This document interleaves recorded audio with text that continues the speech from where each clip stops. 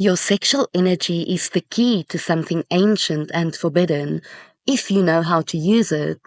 See, this isn't about pleasure for pleasure's sake, but it is about immortality, longevity, and power. Because when you learn to circulate that energy, you awaken something the ancient alchemists called the immortal spirit body. This is a topic that most people have never heard the truth about. From the Taoist sages of ancient China to the mystery schools of Egypt to the hidden teachings of Kabbalah, orgasmic energy has always held the key to supreme vitality, agelessness, and ascension, but only if this energy is not wasted. So in today's video, we are going to explore how your life force, that is your sexual energy, can be circulated throughout your body just like liquid light, feeding your organs, energizing your brain, and awakening the eternal part of you that never dies.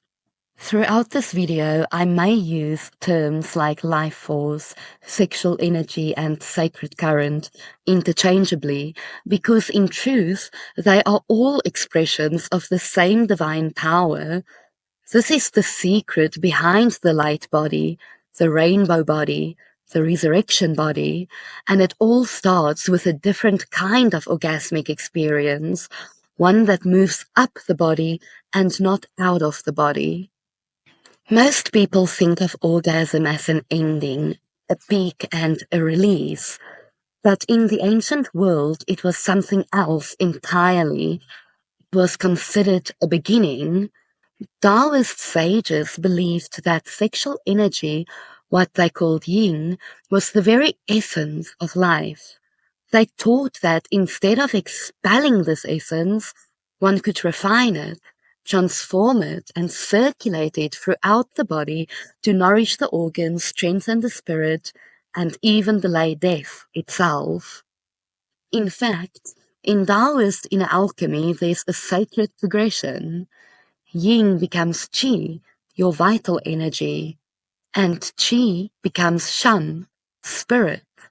And shan, when cultivated, becomes the immortal light body. See, this is not a metaphor, but ancient energetic science. And it wasn't only in China. Across the Nile, in the temples of ancient Egypt, there were secret rites centered around the awakening of Sekhem, a word meaning power or life force. Certain hieroglyphs and myths suggest that Isis herself resurrected Osiris using this very current through energy, breath, and the sacred union of polarities. This wasn't considered superstition, but a real practice. The priests and the priestesses weren't worshipping symbols, they were becoming them. And deep within Kabbalistic mysticism, there are teachings of a hidden light called Orhaganus, a primordial light that only reveals itself when the lower and higher energies in the body are aligned.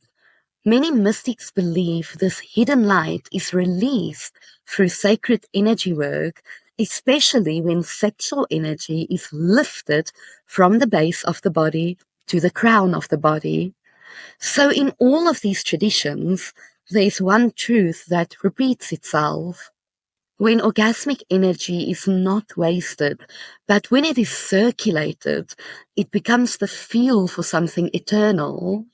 See, immortality wasn't a fantasy, it was a technology, a biological and spiritual process, one that begins the moment you stop losing your energy and start learning how to circulate your energy. So how do you actually do this? How do you stop your energy from spilling out and start sending it up? In ancient Taoist practice, there's a powerful technique called the microcosmic orbit, and once you learn it, it changes everything. Imagine a loop of energy flowing through the center of your body. It starts at the very base of your spine, at your perineum, just between your genitals and anus. From there, it travels up the back of your body, along your spine, passing each vertebrae, up through your neck, over the crown of your head, and then down the front of your body, behind your face, throat, chest, and belly, until it finally returns to the base of your spine again.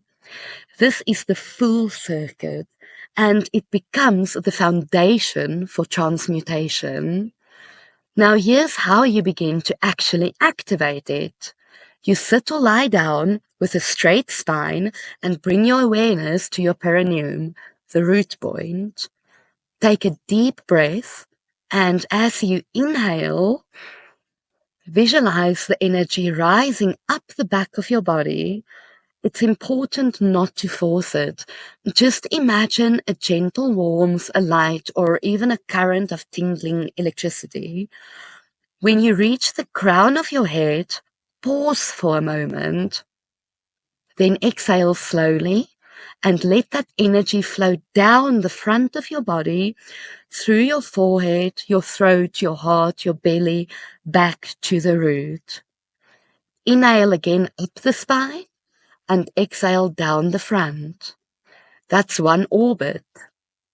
In the beginning, you will use your breath and imagination, but over time you'll start to feel it and it will become real to you.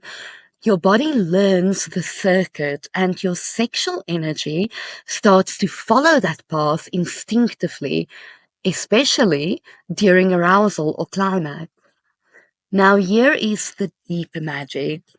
When you're in a heightened state, during sacred union or even solo practice, you can ride that wave. Instead of releasing the energy outward, you contract the pelvic floor slightly, inhale through your nose, and lift the energy up the spine. It moves through the same orbit. You can even imagine it looping again and again until your whole body becomes luminous and charged with heat, pleasure, and life force. This was the secret to vitality in Taoist alchemy. The more times you circulate this current without losing it, the more energy you store. And that energy feeds your organs, your brain, and your spirit. The Egyptians knew this too. You've probably seen the jet pillar, that column with horizontal lines. The jet pillar represents stability, resurrection, and the spinal column of Osiris. So when you're talking about energy rising up the spine, saying jet clearly makes it land with mystical weight. The raising of the jet was a sacred act, symbolizing resurrection. To raise the jet was to awaken the divine current within the body, that same current we're talking about now.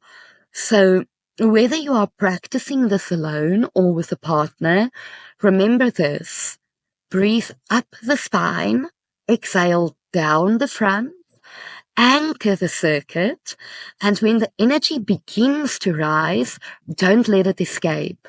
Let it expand you instead, because orgasm isn't the end. It's the doorway, and the microcosmic orbit is the path that leads you through it.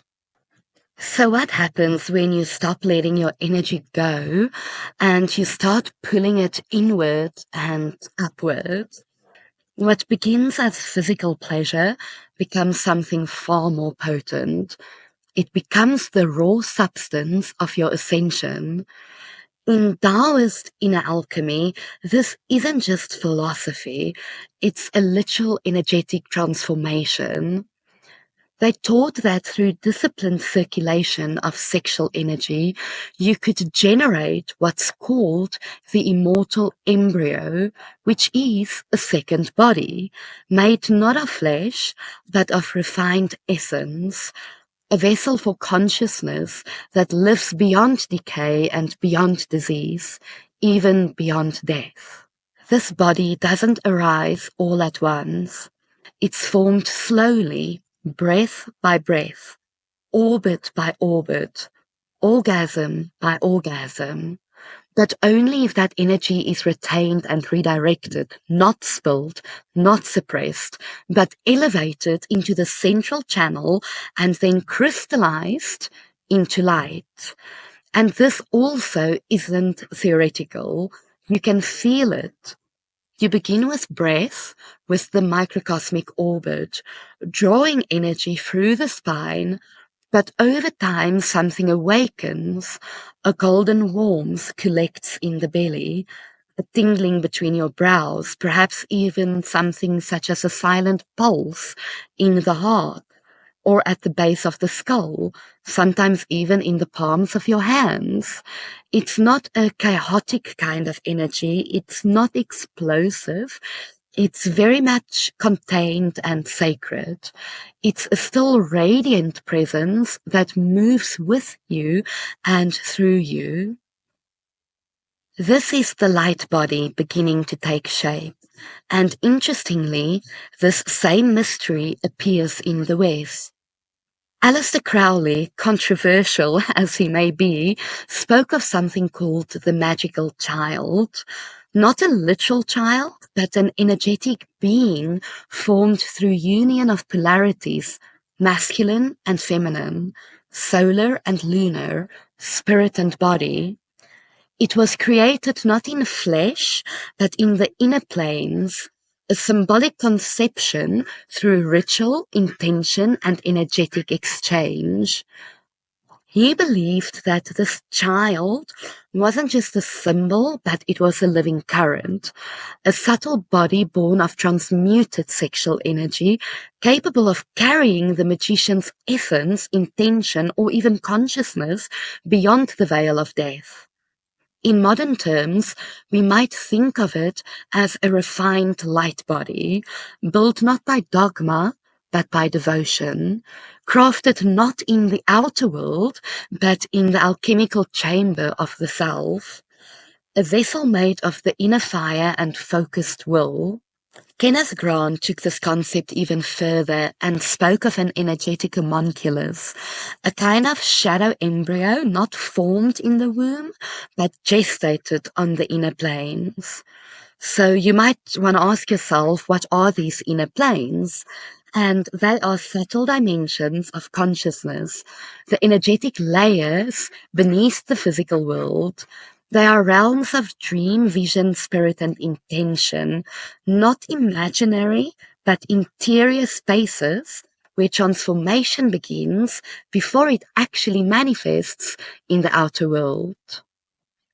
Grant suggested that through advanced energy practices, especially sex magic, one could create a being in these inner dimensions, not for the physical world, but as a kind of gateway being, a bridge between this realm and other realms, the carrier of consciousness, a seed of stellar intelligence, planted in the subtle body to awaken higher gnosis and guide the practitioner beyond the limits of time and form.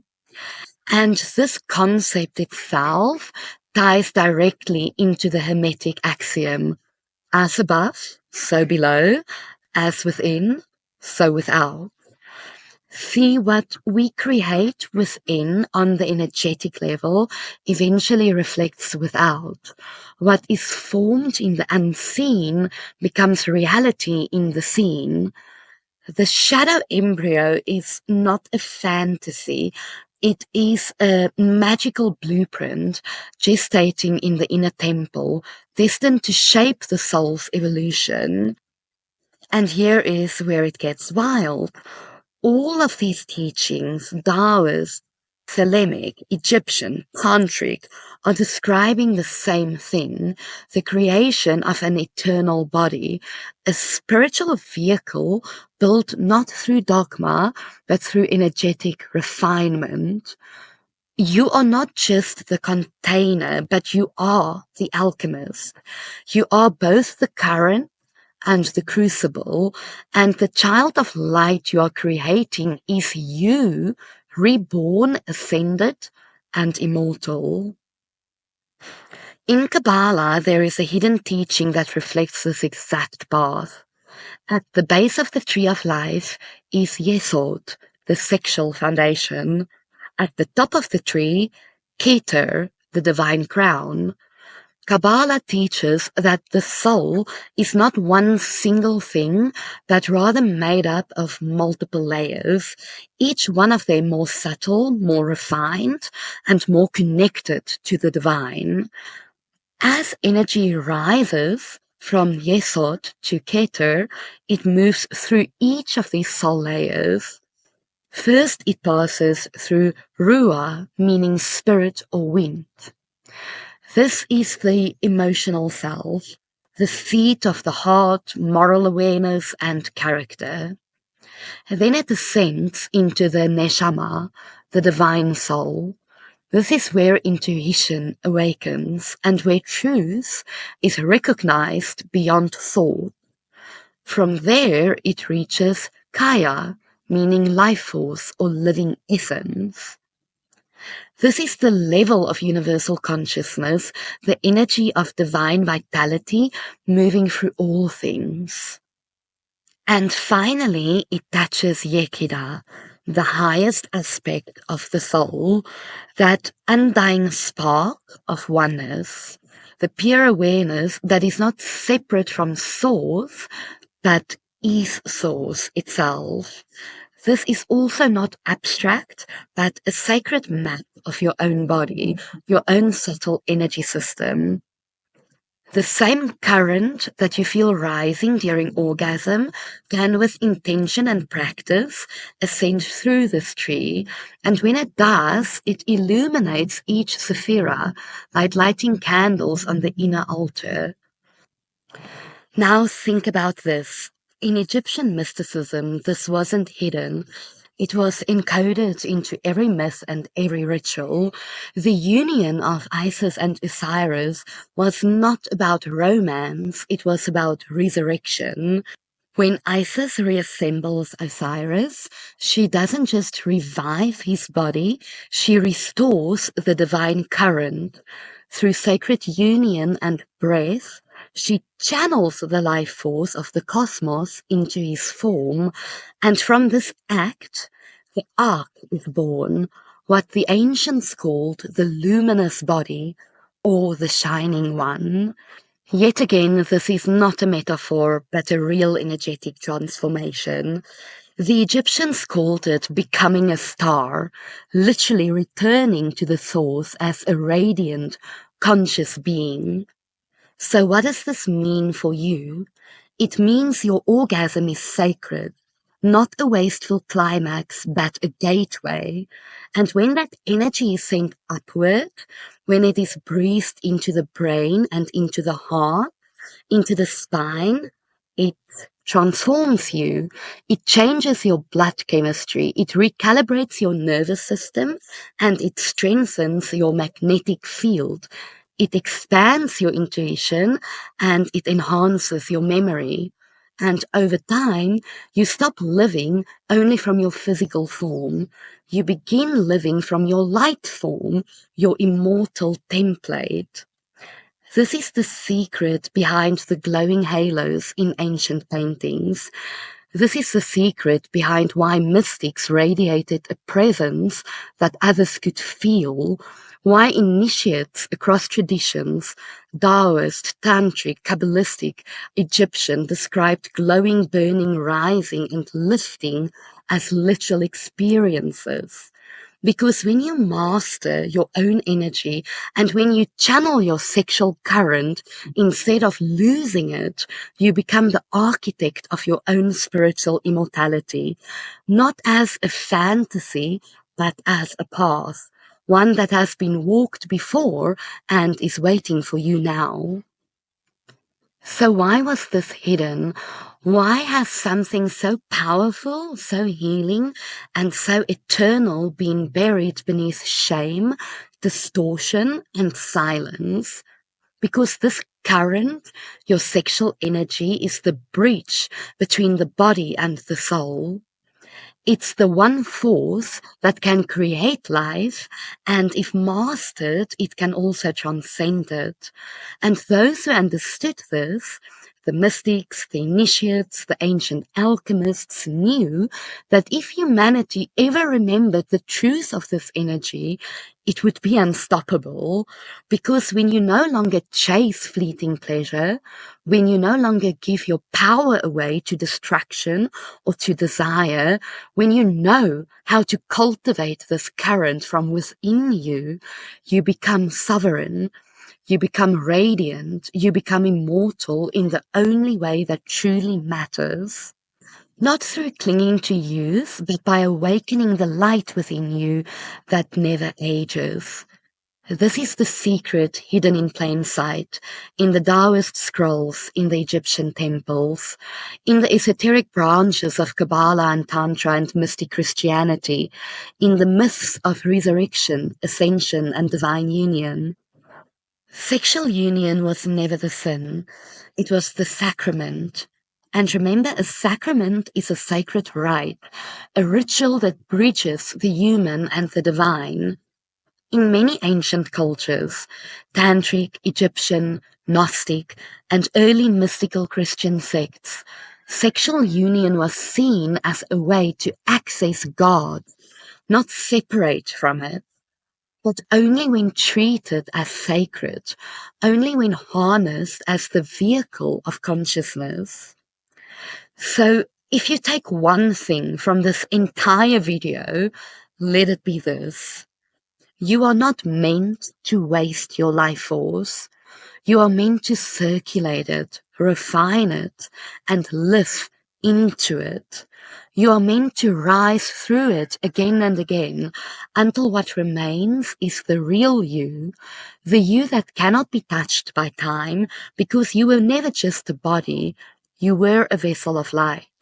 You literally are a vessel of light.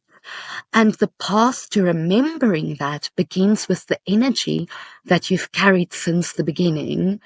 It's not forbidden. It's not forbidden knowledge. It's not sinful. It's just forgotten, but you are remembering it. If this opens something in you, let me know in the comments. Just type immortality so I know that you're walking this path with me. Share this video with somebody who's ready to awaken their sacred energy.